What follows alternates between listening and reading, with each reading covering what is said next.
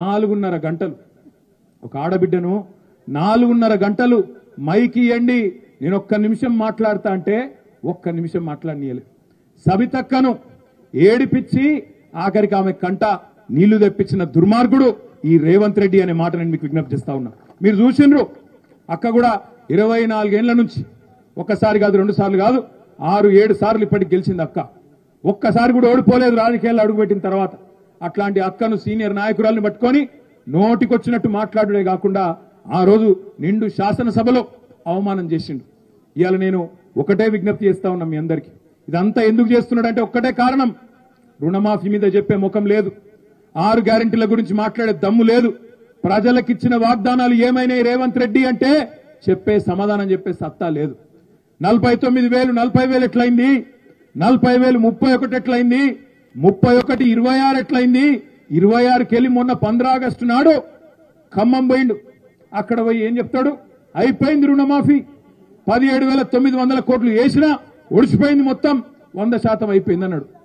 ఇక్కడ రైతులు బగ్గుమన్నారు, ఎక్కడైందయ్యా రుణమాఫీ, తప్పు చెప్తున్నావు నువ్వు, తప్పుడు కూతలు కూస్తున్నావు, రేవంత్ రెడ్డి అబద్ధం చెప్పకు అని ఊరూరా రైతులు సావుడప్పు కొట్టుడు మొదలు పెట్టింది.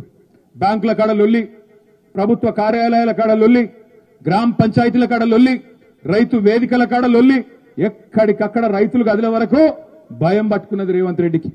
నేను సవాల్ చేసిన, రేవంత్ రెడ్డి నువ్వు చెప్పిన మాట వాస్తవం అయితే, నీ మాటల్లో నిజం ఉంటే నీ ఊరు సొంత ఊరు కొండారెడ్డిపల్లె, వంగూరు మండలం అచ్చంపేట నియోజకవర్గం కొండారెడ్డిపల్లె, దమ్ముంటే నువ్వు నేను పోదాం కొండారెడ్డిపల్లె. సెక్యూరిటీ వద్దు, అధికారులు వద్దు, ఎవడొద్దు, ఒకటే కారులో పోదాం, మనం పోయి ప్రజల కాడ కూర్చుందాం, రైతుల కాడ కూర్చుందాం. నీ ఊళ్ళే, నీ సొంత ఊళ్ళే రైతులు కింద 100% రుణమాఫీ అయిందని చెప్తే నా రాజీనామా అక్కడనే వాడేసి అక్కడికే పీక్తా అని చెప్పిన. సమాధానం రాదు.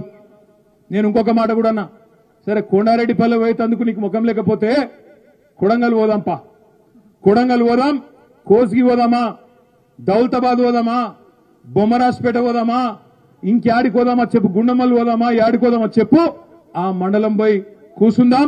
ఎంత అయింది రుణమాఫీ, ఎక్కడన్న ఒక్క ఊళ్ళో ఒక్క మండలంలో 100% అయిందని నువ్వు చెప్తున్న మాట నిజమైతే నేను రాజకీయ సన్యాసం తీసుకుంటా అని చెప్పి కూడా రేవంత్ రెడ్డి గారిని అడిగిన. సమాధానం లేదు, స్పందన రాదు. ఎందుకంటే పచ్చి దగాబాజు ముచ్చటాన్ని ఆయనకు కూడా తెలుసు. ఇక అన్నింటికన్నా హైలైట్ ఏంటంటే 49,000 కోట్లకెళ్ళి మొత్తానికి 17,700 కోట్లకు కట్ చేసుకుంటా కోసుకుంటా తీసుకొచ్చారు. మేమందరం ఏమనుకున్నాం, 17,000 కోట్లు నిజంగానే పడ్డాయేమో అకౌంట్లో అని మేము అనుకున్నాం. నిన్న ఉప ముఖ్యమంత్రి బట్టి విక్రమార్క గారు సావు కబురు సల్లగా చెప్పిండు. ఆ బ్యాంకుల్లో మీటింగ్ పెట్టిండు, మళ్ళా అలా ఉపన్యాసంలో చెప్తుండు ఇంగ్లీష్లో. ఎవరు బట్టి విక్రమ